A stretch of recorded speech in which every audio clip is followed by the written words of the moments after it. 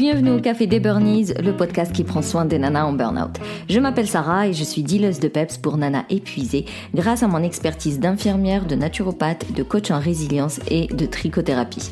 Je t'aide à déculpabiliser, à sortir de ton isolement, à retrouver ta confiance en toi et reprendre goût à la vie. Alors chaque semaine, que ce soit en solo ou avec une nana inspirante, on parlera dévalorisation, échec, harcèlement, mal-être, mais aussi résilience, espoir, épanouissement, reconversion et surtout trichothérapie. Alors, si tu veux retrouver ton peps, mais genre pour de vrai, être motivé pour enfin vivre pleinement ta vie et puis sortir du burn-out, réserve ta séance diagnostic avec moi. On prend le temps de faire le point sur ta situation et comme ça, je peux te proposer le programme le plus adapté pour toi. Tu trouveras le lien dans le descriptif. Maintenant, détends les épaules, cohérence cardiaque et profite pleinement de cet épisode.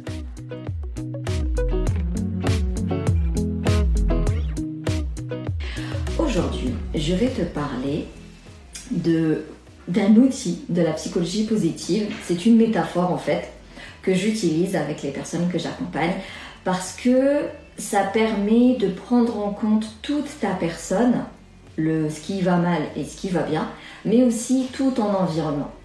On a tendance à dire j'ai pas confiance en moi, on a tendance à dire je suis débordée, je suis pas aidée, donc on va se focaliser sur ce qui ne va pas et en plus sur un truc qui ne va pas et on oublie tout le reste.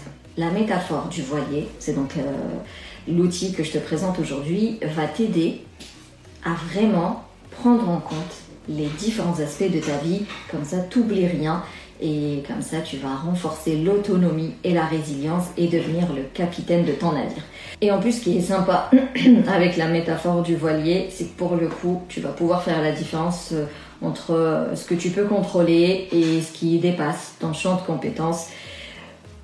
Tu vas pouvoir aussi faire repérer les personnes qui t'aident dans ton cheminement là, de reconstruction et celles qui te freinent. Tu verras, il y a 8 éléments que je vais te présenter maintenant. Et le but, ce sera l'exercice d'aujourd'hui, c'est que pour chaque élément, tu prends le temps, toujours avec ton fameux carnet, ton stylo. On prend pas de notes sur l'ordinateur, s'il vous plaît, ou le téléphone ou la tablette. Non, il faut écrire. Il faut vraiment écrire, retrouver notre motricité fine déjà pour commencer, et puis retrouver la graphothérapie. Donc vraiment écrire, je vous le recommande plus.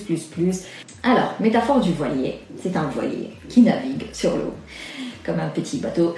Et il y a 8 éléments à prendre en compte. 8 éléments, je sais pas, vous me corrigez, vous me dites. Tout d'abord, c'est l'eau, l'océan, la mer. Donc tous les voiliers, tous les bateaux, forcément, naviguent, ils se déplacent sur l'eau. Et donc l'eau, ça va être un peu ton terrain de vie. C'est-à-dire dans quoi tu navigues, dans ton quotidien, où est-ce que tu te trouves. Quel est ton environnement, mais pas l'environnement des personnes, l'environnement vraiment, la maison, le travail, le quartier, les parkings, les magasins, qu'importe, mais vraiment l'environnement spatial, on va dire. Ça représente l'eau. Donc, tu peux avoir, comme je t'ai dit, genre quand tu vas chez la famille, quand tu vas au travail, quand tu vas chez des amis, même la banque, en fait, ta situation financière, vraiment dans quoi tous les endroits avec lesquels tu interagis, analyse-le. Est-ce que c'est des endroits qui te font du bien? Est-ce que c'est des endroits qui te culpabilisent? Peut-être c'est des endroits qui sont anxiogènes. Est-ce que tu connais les endroits qui te permettent de te ressourcer et d'avoir des bonnes vibes, et les endroits que tu appréhendes parce que tu n'aimes pas du tout, parce que ça te met mal dans ta peau? Donc c'est très intéressant de brasser un peu tous les endroits par lesquels tu passes en une semaine, parce qu'une journée ça risque d'être peu, hein. Tu me diras je vais au boulot, je reviens à la maison, je dépose les enfants à l'école, au match, au de foot et tout, donc prends plutôt une semaine, voire même plus, mais déjà une semaine c'est chouette, et analyse tous les endroits que tu visites, tous les endroits par lesquels tu passes, et chaque endroit, quelle émotion, surtout quelle pensée ça te génère. Et est-ce que pour toi c'est aidant ou c'est plutôt contraignant? Tu l'auras compris par la suite, tout ce qui est contraignant, soit on le supprime quand c'est possible, donc on l'évite quand c'est possible, soit on fait en sorte d'améliorer notre rapport avec cet endroit-là qui nous met par exemple mal à l'aise. Le deuxième élément, ça va être la boussole. Alors, la boussole, donc nord, sud, est, ouest, elle te permet de te positionner et de savoir vers quelle direction tu dois aller en tant que capitaine. Et dans la vie, ça va représenter tes sentiments, tes émotions, tes ressentis. Mais pas que genre interne, même physiquement parlant. Qu'est-ce qui te donne la chair de poule, qu'est-ce qui te motive, qu'est-ce qui te fait pleurer, qu'est-ce qui te fait trembler, est-ce que tu as des douleurs de dos, est-ce que les douleurs dorsales elles viennent toujours au même endroit ou avec la même personne. Vraiment, la boussole, c'est lorsque tu es connecté avec toi-même et que tu arrives à bien ressentir les émotions et à bien mettre le nom, un mot dessus. Quand on parle d'intelligence émotionnelle, c'est d'avoir au moins le vocabulaire et pouvoir nommer chaque ressenti, chaque émotion. Et ça, c'est un guide précieux comme la boussole. Je veux dire, quand tu es dans un océan et que tu sais pas du tout où est le nord, où est le sud, comment tu veux naviguer, c'est pas possible. Donc les émotions, c'est très très important. Autant les négatifs que les positifs, on s'en fiche. Les émotions, les ressentis et notre réaction physique, c'est très important d'en prendre conscience, quoi, de le savoir, d'être conscient avec ça et de pouvoir en plus les expliquer. Et certainement pas les réprimer, les bloquer ou qu'importe. Je sais qu'on est dans une société, on nous demande d'être limite des robots. S'il vous plaît, on est des humains et il est normal d'avoir des émotions et des fois elles sont passionnelles, donc tu es peut-être en colère, tu as peut-être envie de pleurer pendant 3 heures, c'est la vie. La grande question c'est qu'est-ce qu'il y a eu juste avant? Quelle est la pensée qui a provoqué cette émotion-là? Ensuite, il y a le gouvernail. Donc, un peu le volant en fait. Forcément, si tu connais la direction, donc tu sais que tu dois partir par là, mais il faut autre chose. C'est pas juste de savoir que le nord par là, il faut pouvoir y aller vers ce fameux nord. Et pour ça, le gouvernail permet au bateau de prendre une direction après avoir consulté la boussole. Et toi, tu as besoin de tes valeurs pour prendre une direction après avoir consulté tes émotions. Donc, il est extrêmement important d'avoir au moins les valeurs genre les plus importantes. Ce serait cool d'avoir tout un système de valeurs avec les valeurs hautes, les valeurs basses et quand il y a un conflit interne, comment tu gères. Mais déjà, au début, est-ce que tu es au courant de tes vraies valeurs? Je te parle de tes vraies valeurs à toi. Je ne parle pas des valeurs de la société, de tout ce qui nous véhicule via les médias, les magazines et autres. Je ne parle pas des valeurs qu'on t'a transmises, parce que forcément c'est quelqu'un qui t'a éduqué, ce quelqu'un il t'a éduqué en fonction de sa vision à lui, et je suis certaine nos parents ils ont fait de leur mieux, donc on leur reproche rien du tout, mais ça reste leurs valeurs à eux, et des fois c'est pas les tiennes. C'est-à-dire que des fois oui, certaines valeurs se transmettent et elles te vont, et c'est très bien, mais peut-être que d'autres valeurs qu'on t'a transmises, elles te parlent pas tant que ça, mais que tu les répètes de façon inconsciente. Donc, un système de valeurs, il doit être vraiment à toi.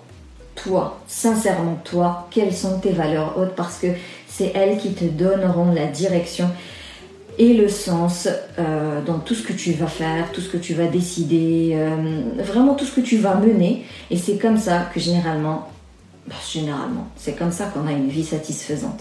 Et quand on est en désalignement comme ça, en désaccord avec nos valeurs, généralement il y a un mal-être. Il y a un mal-être et tu sais pas trop l'expliquer et t'es pas satisfaite de ta vie et ça va pas. Et le burn-out, il est causé, à 60% à cause de valeurs non respectées. Donc connaître ces valeurs, très important. Ensuite, il y a la fuite. La fuite du bateau, c'est tous tes failles, tes pièges, tes excès. Donc ça peut être de la faiblesse face à quelqu'un, peut-être se sentir intimidé par une personne, se sentir du coup dévalorisée, inintéressante, ou alors être perfectionniste, exigeante avec soi-même, avec les autres.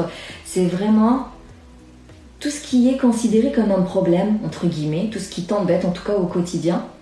Et ça affaiblit ta structure. Tu vois, une fuite, ça risque de laisser, de noyer le voilier. Enfin, il y a de l'eau qui rentre par une fuite et du coup, forcément, ça peut que se terminer en mode Titanic, mais du coup, toi, c'est tout ce que tu fais au quotidien qui est toxique pour toi, qui n'aboutit à rien de bon, si ce n'est augmenter un mal-être qui est déjà là ou augmenter une fatigue qui est déjà là.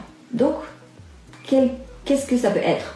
Quelles sont les fuites que tu peux constater aujourd'hui en ta personne, s'il vous plaît. Tu me dis pas ma hiérarchie, elle est pas correcte, le management, il est pas éthique, la société, non, les autres ils m'aident pas, mes enfants sont trop bruyants, mon mari il fait pas à manger. Toi avec toi-même, quelles sont tes failles, quels sont tes pièges, quels sont tes excès? 5e élément, ça va être les voiles.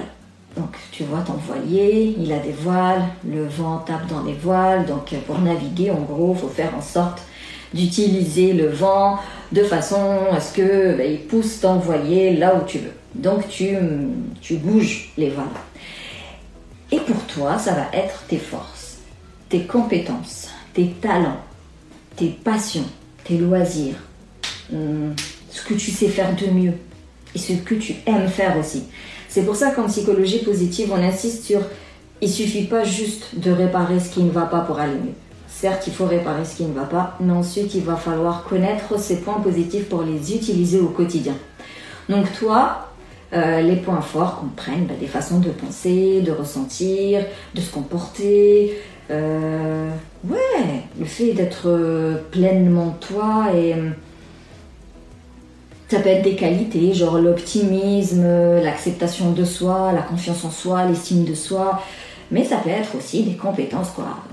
Je sais analyser, je sais observer, je sais manipuler, je sais cuisiner, je sais tricoter, je sais coudre. Tes passions, de pourquoi tu es doué, tes talents, et puis les compétences que tu as naturellement ou que tu as acquises avec le temps, mais aussi ta façon d'être que les gens, par exemple, peuvent apprécier ou que toi, tu apprécies. Ou ce qui peut t'aider au quotidien pour aller mieux. Par exemple, forcément, quelqu'un d'optimiste, il aura beaucoup plus de facilité à sortir du burn-out qu'un défaitiste. Quelqu'un qui a un esprit ouvert, il aura plus de facilité à tester le yoga, la sophro, le coaching, le machin, que quelqu'un qui est étroit d'esprit, qui pense que tout ça c'est n'importe quoi, qu'il n'y a pas mieux que le médecin et médecin traitant et c'est tout quoi. Il y en a même les psychologues, pour eux c'est trop perché. Donc, quelles sont tes forces aujourd'hui? Sur quoi tu peux t'appuyer pour sortir du burn-out? Ensuite, on a la météo. Donc, la météo, elle peut être aidante, comme elle peut être contraignante, comme elle peut être plein, j'imagine. Et du coup, ce qui est embêtant, c'est que lorsqu'il y a trop de tempêtes, il y a trop de tempêtes et que c'est très fort, c'est des tempêtes tsunami et que ça dure dans le temps. Forcément, plus les événements indésirables, parce qu'en gros, la météo, c'est les événements de la vie, c'est ce qui t'arrive au quotidien, c'est tout ce que tu ne contrôles pas, tout ce qui dépasse ton champ de compétences. Très important de le comprendre. C'est-à-dire que les événements de la vie, on n'a pas de main dessus. Tu peux pas tout anticiper, tu peux pas tout prévoir. Autant sortir de là, parce qu'on devient malade plus qu'autre chose. Et quand les événements, genre le burn-out, est très intense, que la fatigue a été au bout, que le stress est trop important, il y aura des séquelles. Il y aura des séquelles physiques, il y aura des séquelles cognitives. Vraiment, c'est ta santé qui est mise en danger. Et plus c'est intense, plus c'est long, et forcément le voilier, il aura du mal à y faire face. Donc toi, en tant qu'individu, il est normal de se sentir tout petit. En fait, il est normal d'être au bout de ta vie si jamais les événements de la vie sont indésirables, négatifs et genre intenses et longs et que ça passe pas quoi. À un moment donné, on est des humains, on a des limites.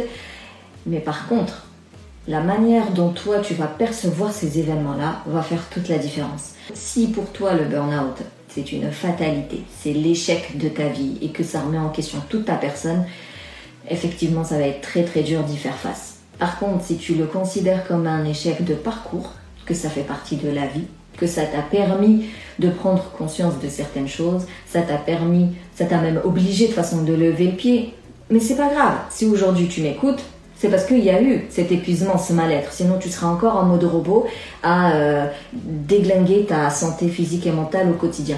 Mais là, tu m'écoutes, c'est parce qu'il y a eu ce fameux burn-out. Donc, si tu changes un petit peu ta vision d'un événement négatif, ça va vachement t'aider à le surmonter. Donc, un capitaine, quand il voit la météo, le ciel se couvrir, de l'orage, de machin chouette, s'il flippe, s'il se voit déjà noyé et mort au fond de l'océan, forcément il va pas pouvoir aller mettre en place ce qu'il faut, tirer les voiles, je sais pas moi, regarder la boussole, tourner le gouvernail, donner des instructions et tout. Non, il va juste flipper, rester sur place et puis attendre la fin au final. Mais si le capitaine, en voyant l'orage, la pluie qui s'approche, les vagues qui montent comme pas possible, il comprend que tu peux pas de toute façon faire autrement. La tempête elle est là, va falloir y faire face. Je réfléchis, je trouve des solutions, je prépare un maximum de choses, j'anticipe, je mets en place, j'améliore et je traverse la tempête. Donc, des événements indésirables, malheureusement c'est hors contrôle. Vouloir les contrôler, c'est se claquer la tête contre le mur. Je comprends que lorsque ça dure dans le temps, que c'est trop intense, que ça ne s'arrête jamais, c'est épuisant et je comprends que ce soit difficile en fait et d'en avoir marre et tout ça, mais il n'empêche que ta perception, ce que tu penses de ton événement va faire toute la différence. Donc je t'invite à revoir ta notion de ton mal-être aujourd'hui. Comment tu le vois? Est-ce que tu le vois comme la fin de ta vie ou est-ce que tu le vois comme un moyen de rebondir et d'améliorer et d'être encore mieux qu'avant?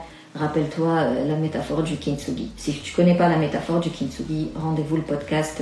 Il y a un épisode là-dessus, puis même sur Instagram, tu peux trouver des posts pour comprendre ce que c'est le kintsugi et pourquoi c'est chouette de réparer un bol cassé et de le sublimer et finalement il sera plus beau qu'avant. Le 7e élément de cette métaphore, ça va être les autres bateaux.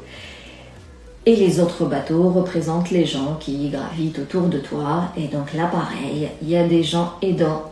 Et malheureusement, il y a des gens qui... Genre, tu vois, quand t'arrives tout au fond... comment on dit déjà? Ouais, quand t'arrives au fond, normalement, il n'y a qu'une solution, c'est de remonter. Mais malheureusement, il y a des gens, ils vont plutôt t'aider à creuser pour aller encore plus au fond du fond et t'achèves au sol. Alors là, c'est très important d'analyser ton entourage.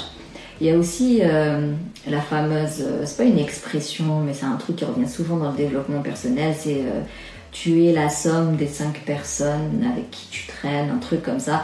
En gros, si les personnes qui t'entourent, genre les plus proches, celles que tu côtoies le plus souvent, elles sont motivantes, inspirantes, optimistes, réalistes, mais optimistes et puis ambitieuses et puis voilà quoi, déterminées, motivées, joyeuses aussi, voilà, si elles sont cool, si elles sont aidantes, tu verras que automatiquement et par influence, par conformisme, automatiquement tu vas absorber les bonnes ondes et ça va te motiver à sortir du burn-out.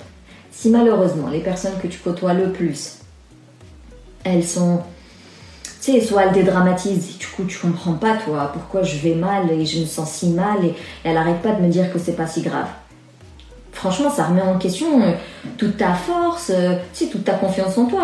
Moi, je lui dis que je vais mal et elle me dit c'est pas grave. Ça, c'est un truc, non, je suis désolée, on dit pas ça aux gens qui vont mal. Si, au contraire, on te dit c'est parce que t'es une petite nature, t'y arrives pas.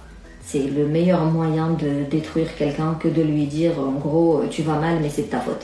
Parce que t'es pas à la hauteur, quoi. Si elle te calcule même pas, peut-être.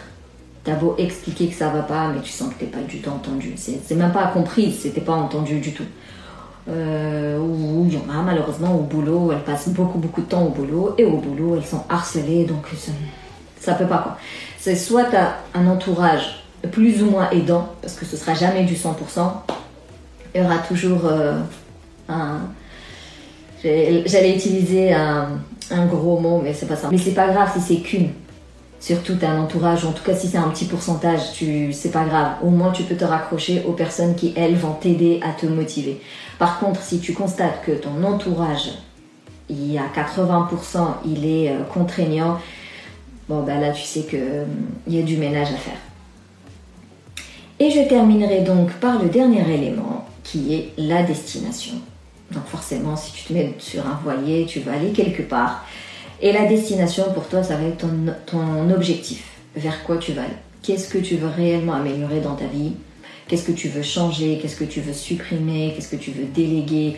Dans quoi tu veux exceller? Quelles valeurs tu veux acquérir? Quelles compétences tu veux acquérir? Vraiment, où est-ce que tu veux aller? Pas juste, encore une fois, me dire « je veux être épanoui ». Je veux être en forme. Trop vague. Rappelez-vous, les objectifs, il se doit d'être smart, donc spécifique, mesurable, atteignable, réaliste, avec une deadline et écologique. Faut pas que ça te porte préjudice non plus. Mais en tout cas, ta destination, ton objectif, il doit être précis. Tu dois savoir exactement où tu veux aller. On revient au système d'activation réticulaire, le meilleur moyen d'arriver à concrétiser un projet. Tu sais, même si vraiment tu veux être en forme, décline-le. Être en forme pour toi, qu'est-ce que ça veut dire exactement? Ce sera déjà beaucoup plus précis. Et ça, c'est un projet de vie, être en forme. J'ai souvent des filles qui rejoignent mes programmes et elles me disent « j'ai envie de tourner la page et donc je veux trouver un travail ». Non, tu es dans un programme de coaching pour aller mieux, mais c'est un projet en soi. Chercher de la confiance en soi pour pour s'affirmer, voilà, pour se sentir bien, pour pouvoir s'imposer quand il faut et tout, c'est un projet en soi. Les projets, c'est pas forcément financier, c'est pas forcément acheter une maison, changer de travail, voyager plus. Non, mais notre personne, en fait, notre bien-être physique, cognitif, mental, émotionnel, psychologique, ce que tu veux, notre bien-être est un projet en soi, est un objectif qui a besoin d'énormément d'action et du temps et tout ce que tu veux. Donc, ta destination, qu'est-ce que tu veux exactement? Vers quoi tu veux aller? Ton exercice aujourd'hui, c'est dans quel état est ton voilier? Donc, ton corps à toi, physique, mais aussi l'état de ton esprit, dans quel état ils sont. De quoi sont faits tes voiles, tes forces, tes compétences? Où est-ce qu'elles sont tes fuites? Est-ce que tu les connais? Est-ce qu'elles sont graves? Dans quel stade est la fuite? Est-ce que c'est très grave? Est-ce que c'est superficiel? Est-ce que tu as besoin d'aide pour réparer la fuite? Est-ce que tu peux t'en occuper toute seule? Qu'en est-il de ta boussole? Donc tes émotions. Est-ce que tu sais ce que tu ressens? Est-ce que tu sais les nommer? Est-ce que tu sais naviguer le gouvernail? Donc est-ce que tu connais tes valeurs? Quelles sont tes valeurs et aujourd'hui, est-ce que tu les suis ou non? À quoi ressemblent les autres bateaux qui tournent là autour de toi? Et puis, quelle est la météo du moment? Est-ce que c'est dégagé? Et puis, ciel bleu avec un soleil où tu bronzes dans ton voilier? Ou est-ce que c'est plutôt la tempête tous les jours? Et surtout, est-ce que tu connais ta destination? C'est donc ton exercice du jour. Comme d'habitude, je t'invite à te présenter dans le canal Telegram, comme ça on sait à qui on parle. Puis ça va mettre... Voilà, moi on sait qui est là et c'est comme ça qu'on crée des liens, c'est comme ça qu'on rend un groupe convivial et boostant et nourrissant. Et surtout, partage-nous les réponses à ces questions-là. Dis-nous ce que tu as compris le plus de cette métaphore, ce qu'elle t'a appris ou quelle prise de conscience tu as eu. Vraiment, qu'est-ce que tu en tires de cette métaphore-là et surtout, quel est le constat au final? Une fois que tu as répondu à toutes ces questions, quel est le constat? Par quoi il faut commencer? Est-ce qu'il faut commencer par réparer les fuites? Est-ce qu'il faut peut-être apprendre à naviguer avec le gouvernail? Ou est-ce qu'il faut plutôt aller changer de coin de mer ou éviter certains bateaux? Vraiment, quel est le constat? Quel est l'élément le plus impacté? Celui que tu voudrais en gros prendre en charge le plus vite possible.